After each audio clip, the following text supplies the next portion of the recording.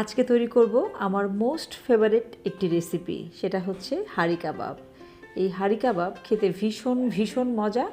আমি খুব সহজভাবে কিভাবে হাঁড়ি কাবাব তৈরি করতে হয় সেটা আজকে আপনাদের সঙ্গে শেয়ার করব। আমার কাছে হাঁড়ি কাবাব রুটির সঙ্গে নান, পরোটা, ভাত খেতে ভালো লাগে। আপনারা আপনাদের পছন্দ মতো যে কোনো কিছু দিয়েই খেতে পারেন। হাঁড়ি কাবাব তৈরি করার জন্য আমি আজকে মাটন নিয়ে নিয়েছি। সাধারণত হাঁড়ি কাবাবের জন্য মাটনের পিসগুলো একটু পাতলা স্লাইস করা, হাড় ছাড়া হলে ভালো হয়। আমার এখানে অবশ্য সামান্য একটু হাড় আছেও, আপনারা আপনাদের পছন্দ মতো নিয়ে নেবেন। আমি এখানে লবণ দিয়ে দিচ্ছি 1 টিস্পুন দিয়ে, আর হাফ টিস্পুন দিয়েছি। এখানে মাটন নিয়েছি আমি হাফ কেজি। এবার আমি হলুদ গুঁড়ো দিয়ে দিলাম 1 টিস্পুন। আমি মরিচ গুঁড়ো দিয়ে দিচ্ছি 1 টিস্পুন দিয়ে, আর হাফ টিস্পুন দিয়েছি। জিরা এবং ধনে গুঁড়ো আমি এখানে দিয়েছি 1 টিস্পুন। আমি এখানে জয়ফল এবং জয়ত্রী গুঁড়ো দিয়ে দিলাম হাফ টিস্পুনের একটু কম। আদা বাটা দিয়েছি আমি 1 টিস্পুন। রসুন বাটাও দিয়েছি 1 টিস্পুন।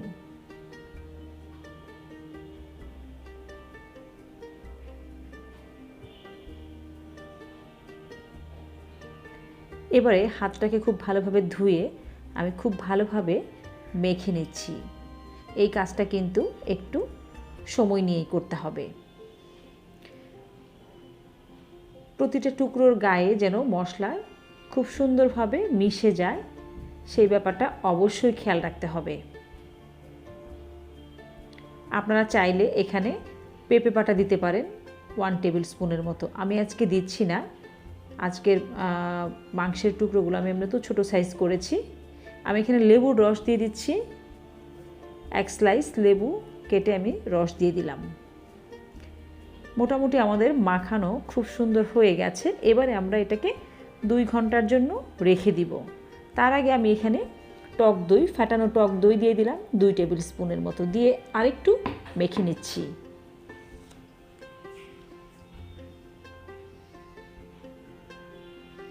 হয়ে গেছে, রেখে দিচ্ছি 2 ঘন্টার জন্য।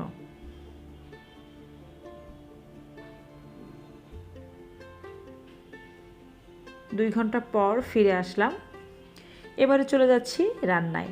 আমি চুলায় একটা প্যান বসিয়ে দিয়েছি এবং এখানে আমি 3 টেবিল স্পুন তেল দিয়েছি, 2-3টে শুকনো মরিচ দিয়েছি, 1 কাপ পেঁয়াজ কুচি। খুব ভালোভাবে একটু নেড়ে নিচ্ছি। এই পেঁয়াজটা একটু সফট হবে, খুব বেশি ভাজতে হবে না। আমি পেঁয়াজটা দিয়ে 2 মিনিটের মতো ভেজে নিয়েছি। এবারে আগে থেকে আমার ম্যারিনেট করা মাংসটাকে দিয়ে দিচ্ছি। আমি সাধারণত খুব বেশি মশলা প্রেফার করি না, আমি আমার মতো দিয়েছি। ঢেকে দিলাম। এবারে 4-5 মিনিট পর ঢাকনাটা খুলে আবারও নেড়ে দিচ্ছি। আমি 3-4 কোয়া রসুন, আস্ত রসুন দিয়ে দিলাম এবং 1 টিস্পুন আমি এখানে চিলি ফ্লেক্স দিয়েছি। কালারটাও ভালো আসবে, ফ্লেভারটাও ভালো লাগবে। আবারও কিছুটা সময় নেড়ে দিয়েছি, ঢেকে দিচ্ছি। এই হাঁড়ি কাবাব রান্নায় কোনো পানি ইউজ করব না। এমনিতেই কিন্তু পানি বের হয়ে গেছে, অর্থাৎ মিডিয়াম লো হিটে এই রান্নাটা হবে। নেড়ে দিচ্ছি। টক দই, পেঁয়াজ থেকেও কিন্তু একটা পানি বের হয়, সেই ব্যাপারটা খেয়াল রাখতে হবে। আমি এখানে হাফ টিস্পুন গরম মশলা গুঁড়ো দিয়ে দিলাম। এবারে দিয়ে দিচ্ছি আমি এখানে পেঁয়াজ বেরেস্তা দিয়ে দিলাম 2 টেবিল স্পুন। নেড়ে দিচ্ছি। 4-5টা কাঁচামরিচ দিয়ে দিচ্ছি। আবারও নেড়ে নিচ্ছি। হাঁড়ি কাবাব সবসময় খুব অল্প আঁচে সময় বেশি নিয়ে রান্না করতে হয়। আমি এখানে 1 টেবিল স্পুন সরিষার তেল দিয়ে দিলাম, ফ্লেভারটা ভীষণ ভালো আসবে। এবারে ঢেকে দিচ্ছি আরও 15 মিনিটের জন্য। আমার কিন্তু অনেকটাই কালার চেঞ্জ হয়ে গেছে এবং মাখা মাখা একটা ব্যাপার চলে এসছে। আরও কিছুটা কালার চেঞ্জ হবে। এখন দেখতে পাচ্ছি মশলা এবং তেল উঠে গেছে আর লেগে লেগে আসছে, অর্থাৎ আমার এখন বোঝাই যাচ্ছে যে আমাদের হাঁড়ি কাবাবটা অলমোস্ট হয়েই এসেছে। আমার এই হাঁড়ি কাবাব হতে সময় লেগেছে